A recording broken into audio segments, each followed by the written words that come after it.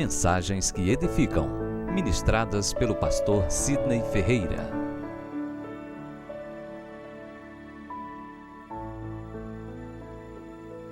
Graça e paz, povo de Deus! Amém! Amém! Louvado seja o Senhor por esse dia. Eu creio que durante esse tempo nós nutrimos o nosso coração de muitas expectativas para que chegue essa hora, para que chegue esses dias.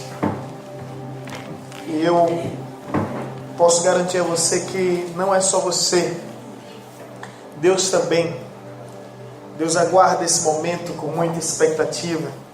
Apesar de saber de tudo que há de acontecer, Deus anseia por esse momento, de termos esse encontro vivo, verdadeiro, real.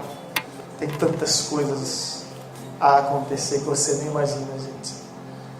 Tem tantas surpresas de Deus para as nossas vidas que você nem imagina. Esteja preparado, seja sensível e flexível à voz do Espírito para que você venha sair desse lugar cheio, para que você venha receber tudo aquilo que Deus preparou para você. Posso ouvir um amém? Amém! Bem, vamos ministrar a palavra, está um pouco tarde e eu garanto que só termino amanhã. Amém? Amém! Até mesmo falta 15 minutos para as 0 horas. E eu gostaria de convidar os irmãos a abrirem a Bíblia em 1 Coríntios, capítulo 1, versículo 18. Nós vamos ler o texto específico para o nosso retiro. 1 Coríntios, capítulo 1, versículo 18. Louvado seja Deus.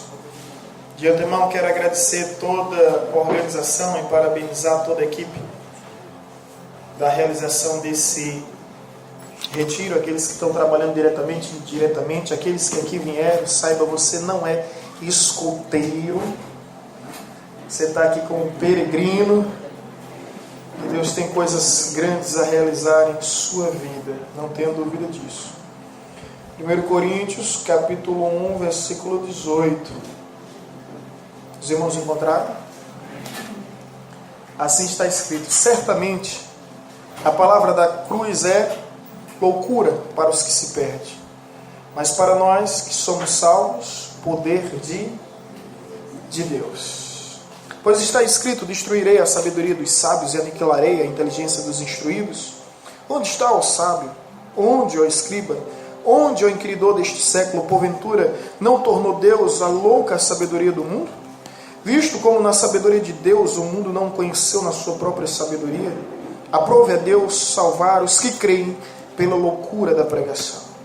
Pois tanto os judeus pedem sinais como os gentios buscam sabedoria, mas nós pregamos a Cristo crucificado, escândalo para os judeus, loucura para os gentios, mas para os que foram chamados, tanto judeus como gregos, pregamos a Cristo, poder de Deus e a sabedoria de Deus.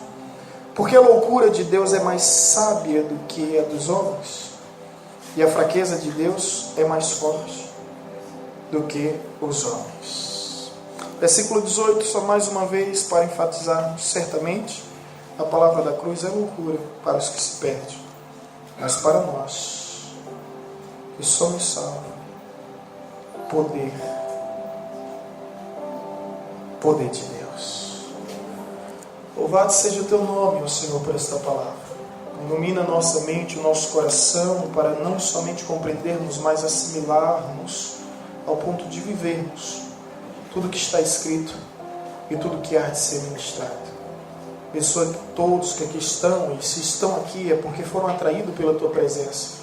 Não vieram por acaso, não se trata de coincidência, mas os teus desígnios se cumprindo em nossas vidas. Se revela, ó Pai, de uma maneira muito especial e nos leva a lugares mais profundos, para que venhamos desfrutar de uma verdadeira comunhão íntima e real contigo. Essa é a nossa oração, em nome de Jesus. Amém. De fato, o maior símbolo do cristianismo não é a manjedoura, nem muito menos o peixe. O maior símbolo do cristianismo é a cruz de cruz. É justamente a cruz.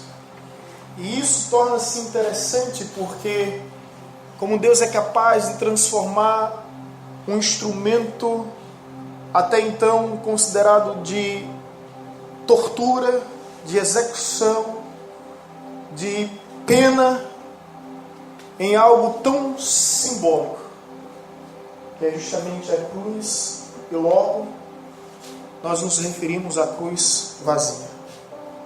A cruz, através de Cristo, ela já não é mais um meio de condenação, mas sim uma forma de libertação. Ela já não é mais um meio de maldição, mas sim uma forma de bênção. Ela já não é mais um meio de morte, mas sim de vida. A cruz é completamente mudada, a concepção através de Cristo Jesus. Às vezes nós não temos noção do valor da cruz. Eu confesso que é fácil carregar a cruz no peito, difícil é ter peito para carregar a cruz. Como um verdadeiro cristão. E é isso que o apóstolo Paulo está tentando ensinar para a igreja de Coríntios ao dizer: certamente a palavra da cruz é loucura para os que se perdem, mas para nós que somos salvos, poder de Deus. Há ainda aqueles que olham para a cruz e vê apenas o desespero. Nós, ao olharmos para a cruz, encontramos a esperança. Porque Cristo, que foi crucificado no madeiro, no alto do Calvário, ressurgiu dentre os mortos e vivo está para todo sempre. Para todo sempre. Para todo sempre. E permitiu, diferente das demais religiões, onde, por exemplo, o judaísmo tem a estrela de Davi como seu símbolo principal. O islamismo tem a lua. Algumas religiões egípcias têm o sol. E o cristianismo tem isso mesmo, a cruz. A pergunta é como nos gloriarmos na cruz. Como não nos envergonharmos da cruz. Isso só acontece a partir do momento que nós compreendemos plenamente o que aconteceu na cruz e através da cruz. A nossa redenção, a nossa justificação está na cruz. Por isso que o apóstolo Paulo diz: eu não me envergonho do Evangelho. Eu não me envergonho da palavra da cruz. Para os judeus é escândalo, para os gentios é loucura, mas para nós a palavra da cruz é o quê? É poder de Deus. E a palavra no original grego é dinamos, cujo sentido é dinamite, explosão, estrondosa, ensurdecedora. Foi isso que Cristo fez. Eu estava ministrando agora à noite, no culto antes de vir aqui, e estava falando, o tema da mensagem era o brado do Calvário, quando Jesus diz tetelestai. Eu não sei se você parou para observar, ocorreu um eclipse durante aquele momento, e depois de 3 horas o sol retorna a ressurgir, a terra se estremece, o véu do templo se rasga de cima para baixo, de dentro para fora, e os sepulcros são abertos e os mortos são identificados através do brado de Cristo. Não um grito de desespero onde muitos imaginávamos que ele teceria na cruz, mas é um brado de júbilo, é o brado do Calvário que tem repercussões cósmicas, universais, que reverbera no tempo e no espaço, entre a vida, entre a morte, entre a criação e o Criador. Que Deus abra o nosso entendimento para entendermos o impacto da cruz. Para sempre mudou a nossa história, para sempre mudou a nossa vida. É por isso que Paulo diz: eu não me envergonho da palavra da cruz. Para alguns pode ser escândalo, para outros pode ser loucura, mas para nós é poder. é explosão, é dinamite, é poder de Deus, é um poder sobrenatural, inexplicável, imensurável. É esse poder da cruz. E de repente nos surge uma pergunta: que poder é esse? A palavra da cruz, ela tem esse poder, mas que poder é esse? E aqui eu gostaria de pontuar algumas verdades e partilhar convosco. O primeiro poder é o poder do amor. É justamente o poder do amor. Olha, querido, deixa eu te dizer uma coisa: se não fosse a cruz, nós conheceríamos um Deus grande, onipotente, onisciente, onipresente. Conheceríamos um Deus majestoso. Mas se há algo que a cruz veio revelar, é que Ele é muito mais do que isso.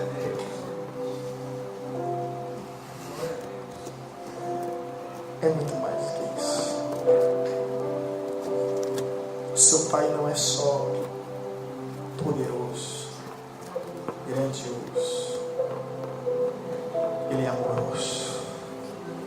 É isso que a cruz nos ensina. Um teólogo chamado Paul Tillich, ele disse que Deus tinha 3 atributos. É só para entendermos. Ele chega a parafrasear melhor o plano da salvação. 3 atributos.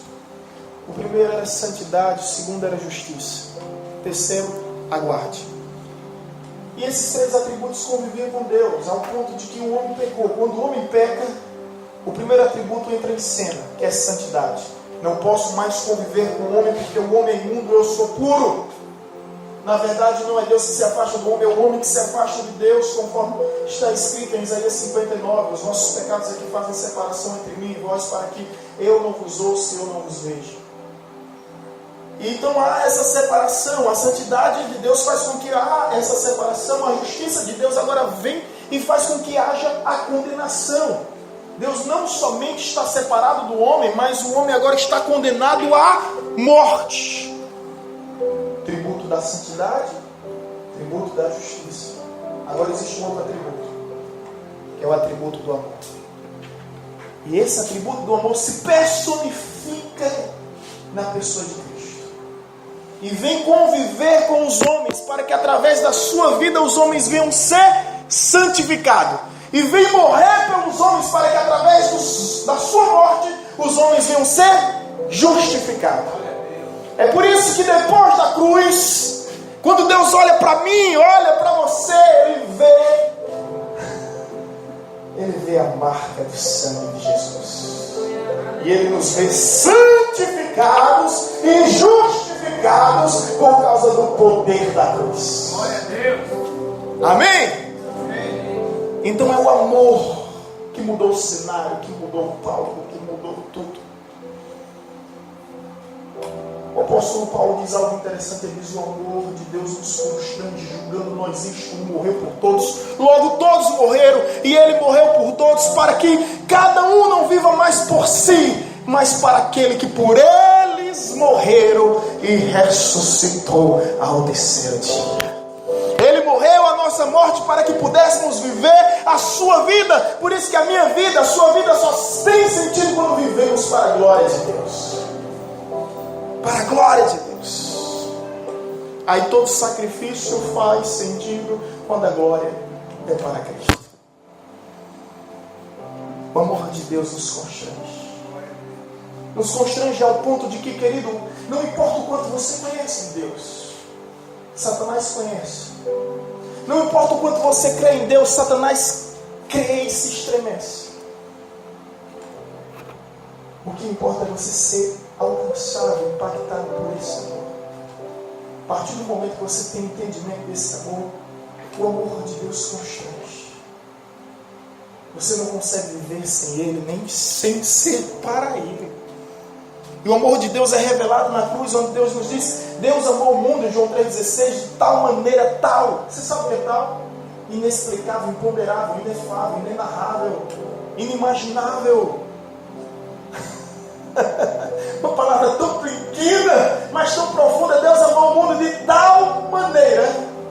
Ou seja, não encontrou o escritor bíblico em nenhum dialeto, idioma, um predicado, um adjetivo, um sinônimo que pudesse explicar a grandeza do amor de Deus. Deus amou o mundo de tal maneira que deu o seu Filho unigênito para que todo aquele que nele crê não pereça, mas tenha a vida eterna. Aí a Bíblia vai nos dizer ainda sobre o poder desse amor, em Romanos 5,8, que Deus prova seu amor para conosco pelo fato de ter Cristo morrido por nós, sendo nós ainda. Deus prova. O amor de Deus não fica no campo das ideias, no mundo das teorias. Deus prova com atitude. Não é com discurso, não é com sermão. Deus prova seu amor para conosco. Você que fica em busca de provas do amor de Deus. Ei, Jesus já morreu. Jesus já morreu. E Ele morreu por mim e por você. E tenha certeza de uma coisa: Ele morreu por todos, como se houvesse apenas um. De modo que eu posso lhe garantir que se apenas existisse você no mundo, mesmo assim Ele viria a esse mundo e morreria por você. Deus ama a todos como se houvesse apenas um para amar. Portanto, você não é mais um no meio da multidão. Você é amado de Deus. Eu sou filho de crente, irmão. Passei 10 anos frequentando a igreja. Não queria compromisso com Deus, não. Sabe quando eu tenho minha vida transformada pelo poder do Evangelho? Quando eu entendi que ninguém nesse mundo pode me amar como Ele me amou. Aí é um momento que eu tive vergonha na cara. Eu disse: eu não posso ser ingrato. Eu não posso seguir em frente fingindo que não conheço esse amor. Você lembra do jovem rico que dá as costas para Cristo Jesus? Ele sai cabisbaixo porque não há ninguém que dê as costas para Jesus e saia feliz. Ele é incapaz de abrir mão das suas riquezas, mas ele não sai feliz, ele sai triste. Não há ninguém que, ao conhecer o verdadeiro amor, se não se render a esse amor, viva feliz. Não há. Esse mundo é cheio de prazeres que geram pesares transitórios, triviais, banais, passageiros, efêmeros. Tudo acaba. Tudo passa. Vaidade, vaidade, tudo é vaidade. O sentido da palavra vaidade é aquilo que vai com a idade. Idade vai, idade. Tudo passa. Vocês são jovens. E o conselho do homem mais sábio do mundo, que foi Salomão, depois de Jesus, é claro, é: lembra-te do teu Criador nos dias da tua mocidade, antes que venham os maus dias, os quais dirá: não tem neles prazer algum. Porque esse vigor vai acabar, meu irmão. Vai acabar. O tempo passa e o tempo é cruel. Por isso vale a pena dedicar o melhor do seu tempo, na verdade, investir. Ter tempo para Deus não é perder tempo, ao contrário, é ganhar tempo. Por isso, seja jovem, nesse momento, impactado pelo poder do amor. É isso que eu aprendo com a palavra da cruz. Não há por que se envergonhar, porque é poder.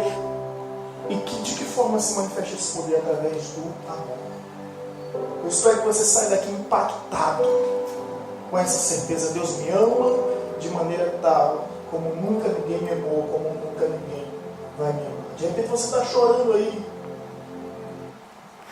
por alguém que não te ama, por alguém que não te dá o devido valor, por alguém que pouco se importa.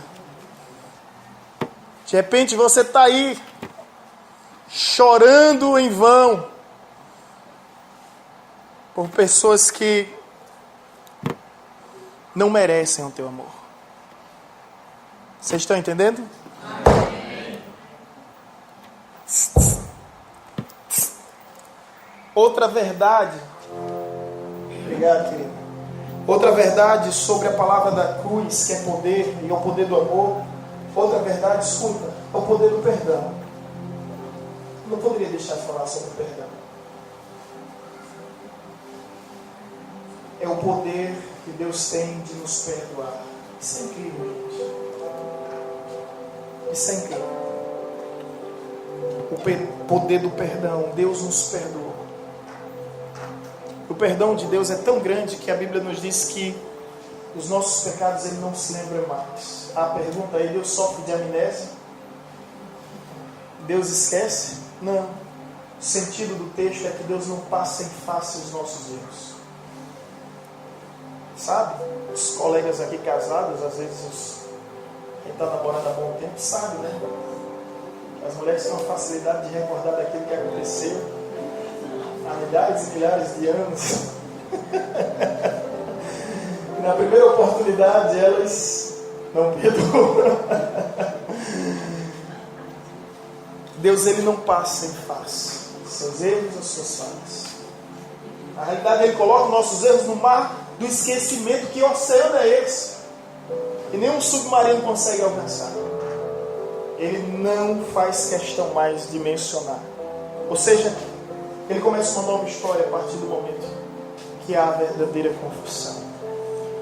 A cruz, ela me ensina sobre isso, perdão.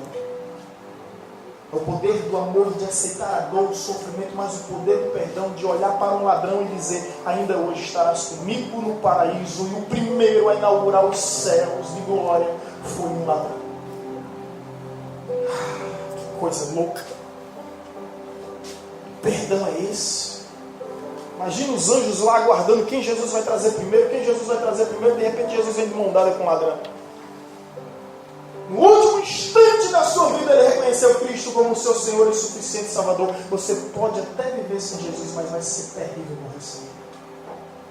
Aquele homem foi sábio o suficiente para, nos últimos segundos da sua existência, ele reconhecer que ainda existe perdão. É incrível essa forma de Deus nos perdoar. Essa borracha que Deus passa na nossa vida, na nossa história, e começa tudo de novo. Tudo de novo. É o poder do perdão. Sabe por que eu fico impactado com esse poder do perdão? Porque você não perdoaria quem matou o seu filho.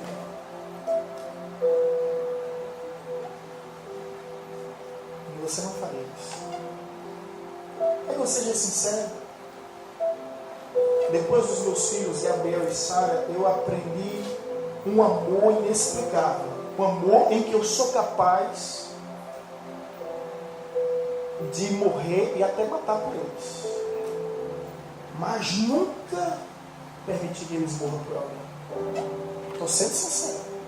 Pastor, o senhor daria Gabriel pela humanidade? Nunca. O senhor daria Sara pela raça humana? Jamais. Por mim todo mundo se expõe. É por isso que eu adoro a Deus. Você consegue entender? Porque só Ele, somente Ele, é capaz de fazer isso. Ninguém mais é capaz de fazer. Por isso que Ele é Deus e nós somos apenas humanos. Apenas seres humanos.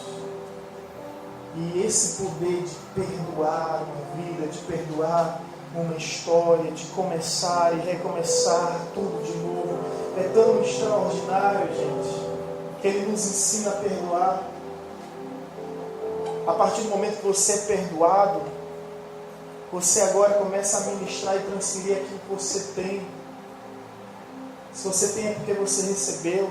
Se você recebeu, você pode repassar. Escuta isso. De repente tem alguém aqui precisando perdoar e procura um motivo para perdoar. Deixa eu te dizer, não tem motivo para perdoar. A gente não perdoa porque a pessoa merece, mas porque a gente precisa. Por mais mal que uma pessoa te faça, ela nunca te fará o mal que você fez a Deus. Se Deus foi capaz de te perdoar, então aprenda a perdoar também. É a natureza de Deus, é o caráter de Deus reinando em nós. Eu fui capaz de perdoar o meu pai, onde eu pensei que isso um dia seria impossível de acontecer. Eu não quero falar muito sobre a minha história, mas o meu avô tinha 10 supermercados em Paulo Afonso, às vezes faltava leite ninho em casa. Passei muitas privações, muitas dificuldades, e meu pai nunca tinha me reconhecido como filho. E houve um momento em que Deus pediu para que eu fosse ao seu encontro. Deixa eu te contar isso. Eu estava pregando sobre perdão, pastor Mariano, no seminário. E quando eu estou pregando sobre perdão com um esboçozinho de lado, com um copo de água, alguém inventa de ligar o ventilador, o esboço voa, eu vou tentar pegar o esboço no ar, derrubo o copo cai no chão, e meus irmãos, que vexame, as pernas começaram a se estremer, a boca começou a ficar seca, não, aí começou a tremer tudo. Foi horrível, foi a pior pregação da minha vida. Eu peguei o ônibus e ficava entre integração, de um lado para o outro, eu não queria voltar para o seminário. Eu disse, Deus, meu Deus, o que foi isso? Deus, meu Deus, depois que eu descansei e estava dormindo, aí Deus me revelou em sonho, não prega aquilo que você não ouve. Eu disse, Deus, e agora? O que eu faço? Vá seu pai para essa terra. Mas Senhor, tu conhece a história, eu estou cheio de razões, totalmente certo. Peço perdão. Eu fui pedir perdão. Sabe qual a grande diferença? Foi o fardo que eu deixei naquele dia. Foi um fardo pesado que não me pertence mais. E vivo em paz. Me relaciono muito bem com meu pai. Sem problemas, sem celeuma, sem ressentimento, sem mágoas. Agora deixa eu te dizer isso. Isso só foi possível, sabe por quê? Por causa do poder da palavra de Deus. Caso contrário, por mim mesmo, de mim mesmo, jamais isso seria possível.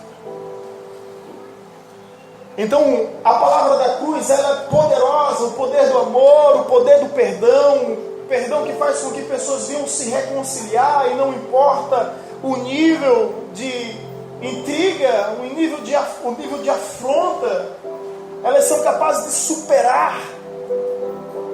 Porque alguém já disse, quer ser feliz por um momento, se vingue, mas quer ser feliz a vida toda, perdoe, experimente perdoar. Você não tem nada a perder, você tem tudo a ganhar. Gente, não é fácil perdoar. Eu estou insistindo nesse assunto, a aula aqui tem.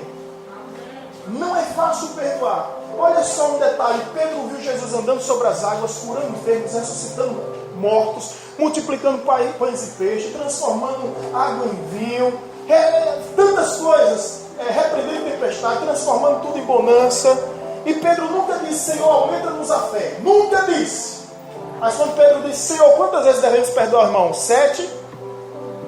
Jesus disse, não só 7, mas 70 vezes 7. Jesus não está dando um cálculo de 490. Jesus está dizendo quantas vezes for preciso.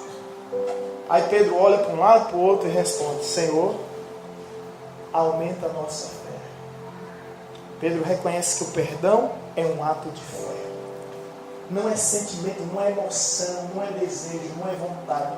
É ato de fé. Você vai perdoar simplesmente porque Deus mandou e você quer viver em consonância com a vontade de Deus, que é boa, perfeita e agradável. Ainda que vá de encontro com a sua própria vontade, a vontade de Deus sempre será melhor para a sua vida.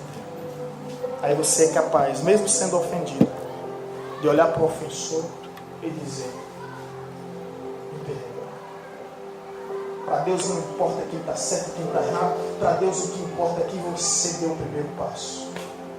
Quando eu fui pedir perdão ao meu pai levou um tiro no pescoço. Ele falou assim, ele não morreu, né? Tiro no pescoço, uma confusão que teve. Quando eu fui pedir perdão ao meu pai, sabe o que ele disse? Eu sabia que um dia você ia me procurar. Sabe aquela hora que a gente quer contar até 1000? Saiu de lá com minha esposa e perguntou, e aí? Ela disse, olha, estou livre. Estou livre do fardo. Se ele recebeu, não recebeu, se ele reconheceu. Tenho paz. Paz para seguir o caminho. Hoje eu posso falar de perdão em qualquer lugar, diante de qualquer um. E Satanás não vai me atormentar. Amém? É o poder do perdão, meu irmão. O perdão restaura a história, restaura relacionamentos, restaura casamentos. Ouse perdoar, ouse acreditar. E outra, eu não acredito em perdão sem reconciliação. Esse discurso, tá, eu perdoo, mas você pro lado de cá, pro lado de lá e eu pro lado de cá. Existe isso? É a mesma coisa que Deus falar, olha, eu vou perdoar todos aqueles que crucificaram meu filho, mas vão tudo para o inferno.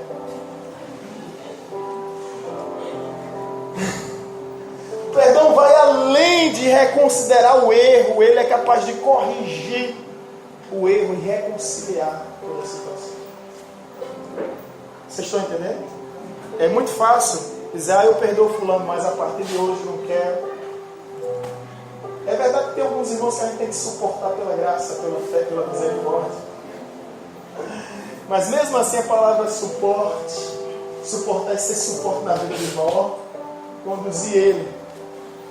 Mas enfim, não existe perdão sem a reconciliação. É necessário a reconciliação. E isso através do poder da cruz. Por fim, além do poder do amor, além do poder do perdão, existe um outro poder. É o poder da transformação. 2 Coríntios 5,17, se alguém está em Cristo, nova criatura é, as coisas velhas se passaram, tudo se fez novo. Tudo se fez novo. Tudo se fez novo. É esse poder que há em transformar vidas, em transformar a história. E eu estou aqui por causa desse poder, da palavra da cruz. Minha vida foi transformada, minha história foi mudada completamente. É isso que Deus faz. Deus pega Paulo, perseguidor, e transforma ele em um homem perseguido. Pega Pedro, um homem covarde, e transforma ele em um homem tão corajoso. Pega uma mulher atribulada e transforma ela em uma missionária. E dia após dia eu vejo Deus fazendo transformações que somente Ele. Não há psicanálise, não há psicologia, não há psiquiatria, não há terapia, não há análise, não há medicamento que possa transformar com o poder do Evangelho. Por isso que o apóstolo Paulo diz em Romanos 1,16: eu não me envergonho do Evangelho, porque é poder de Deus para a salvação de todos aqueles que nele creem. Esse Evangelho transforma corruptos em homens honestos, homens de mau caráter em homens de boa índole, beberrões em homens santos na presença de Deus, malfeitores em missionários.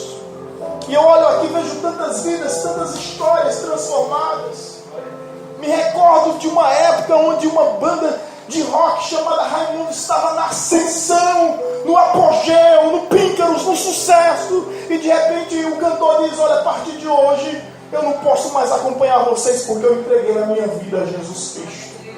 E hoje o pastor missionário Rodolfo anunciando o Evangelho ao mundo, mostrando que Deus transforma vidas, Deus transforma histórias. O homem que outrora era drogado, vivia noiado, como ele mesmo testemunha.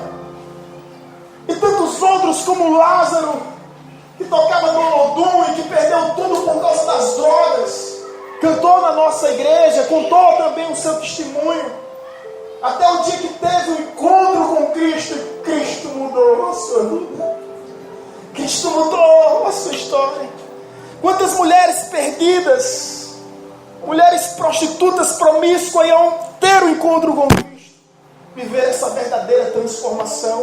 Talvez você não saiba, mas os evangélicos são considerados por antropólogos e sociólogos, agnósticos, ateus até, sem nenhum compromisso com a religião, são considerados como o reduto moral da sociedade. O que isso significa? Reduto moral, o padrão mais elevado da sociedade, porque é o único lugar em que um traficante permite que a pessoa deixe de ser traficante é quando ele entra na igreja. O camarada está no tráfico, entra na política, ele continua sendo traficante. Ele está no tráfico, entra na faculdade, ele continua sendo traficante. Ele pode entrar no uniforme, no esporte, onde for, ele continua sendo traficante, porque se ele sair, o tráfico mata. Mas se ele entrar na igreja, o tráfico não interfere, não mexe. Por isso, esses acadêmicos chegaram a reconsiderar o Evangelho como reduto moral da sociedade, o único lugar onde as pessoas são transformadas, onde as pessoas vivem o poder da transformação. Glória a Deus por isso. Louvado seja o nome do Senhor por isso. Por fim, querido, eu quero te dizer só algo aqui.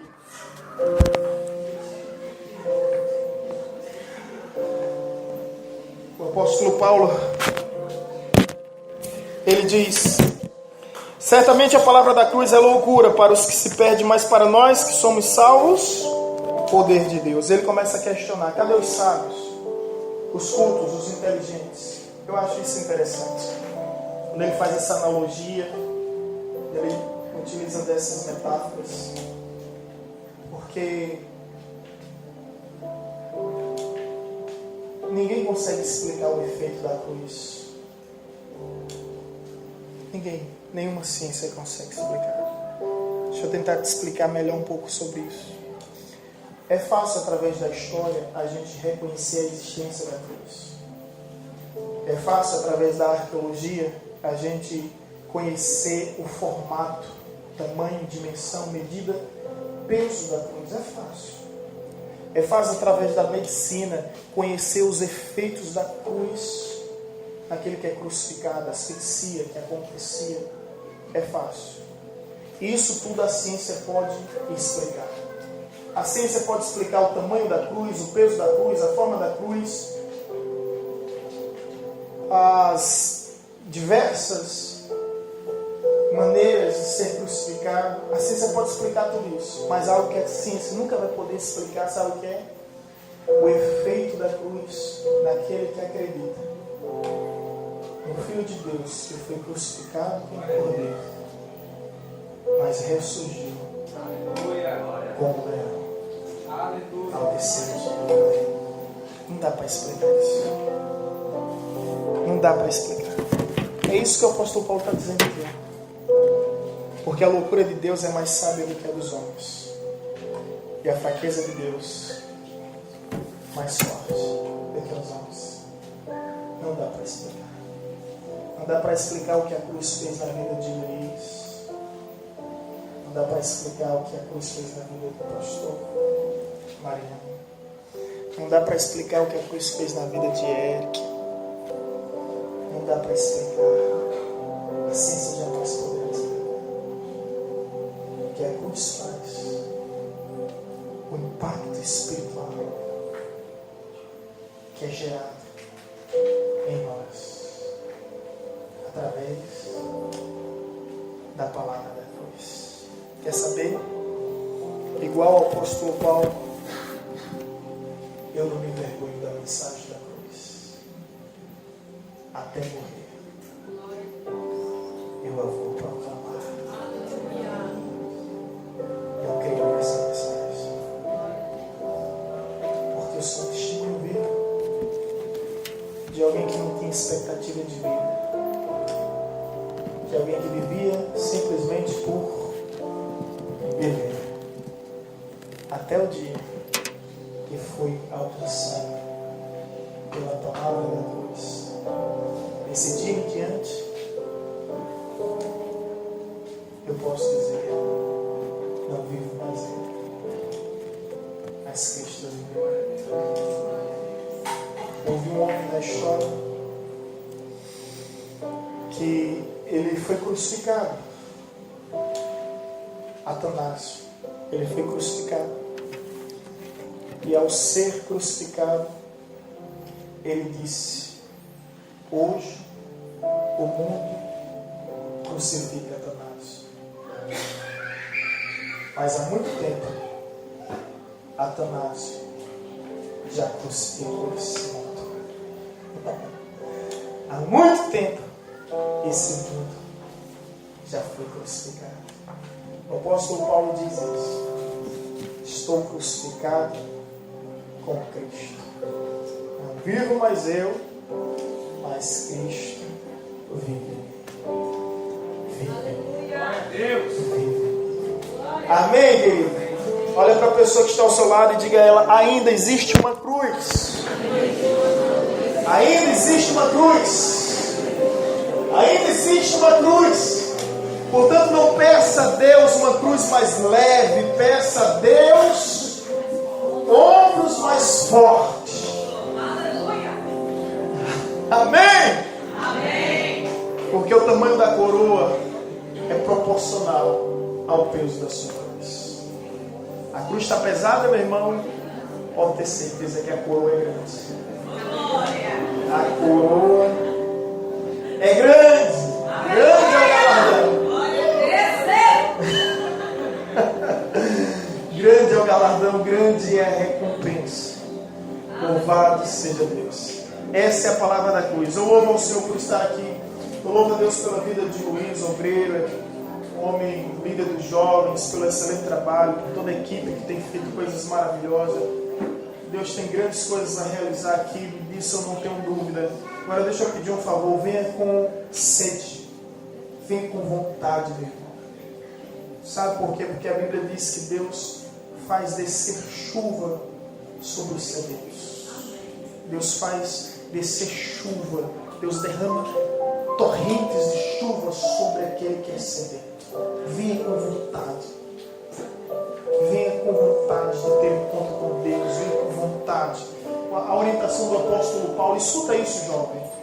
A orientação do apóstolo Paulo ao jovem Timóteo é: desperta o dom que há em ti. Ele não diz Deus, desperta o dom que há nele. Espírito Santo, desperta o dom que há nele. Jesus, desperta o dom que há nele. Não, desperta o dom é responsabilidade sua. Ele conscientiza Timóteo sobre essa verdade. Desperta o dom que há em ti. Então deixa de adormecer, gente. Vamos despertar o dom que há em nós. Estive nessa viagem maravilhosa que Deus me levou, vocês sabem, a Israel. Tive com um homem, Arival Dias Casemiro, que é pastor do pastor Hernandes Dias Lopes. E houve um momento no ônibus, para minha vergonha eu conto isso. Eu estou conversando, aí eu disse bem assim, a oportunidade de teologar. Aí eu chamo ele aqui, outros pastores, eu disse: e aí, o senhor é pedobatista, credobatista, tricotomista, dicotomista, supralapsariano, infralapsariano, o senhor é amilenista, pré-milenista, pós-milenista, pré-tribulacionista, pós-tribulacionista, atribulacionista, midomese tribulacionista, explica aí.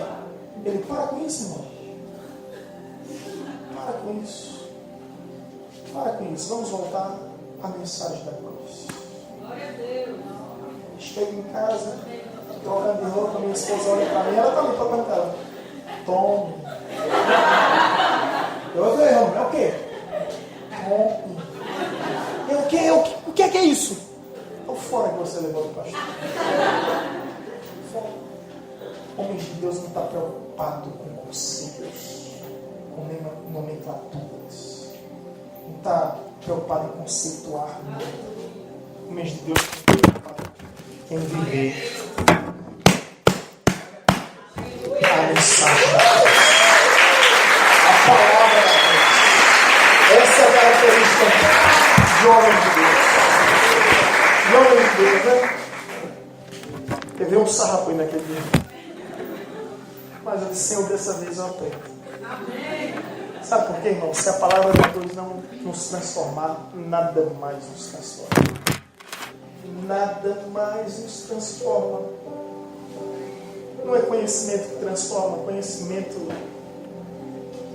você sabe, o diabo tem.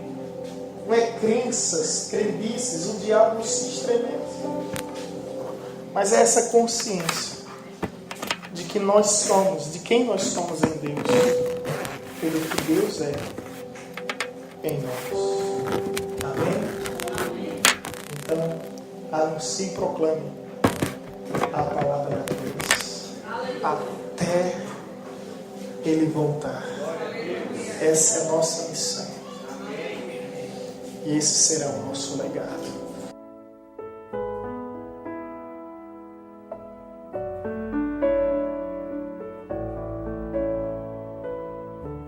Você acabou de ouvir uma mensagem ministrada pelo pastor Sidney Ferreira, da Igreja Batista Evangelizadora.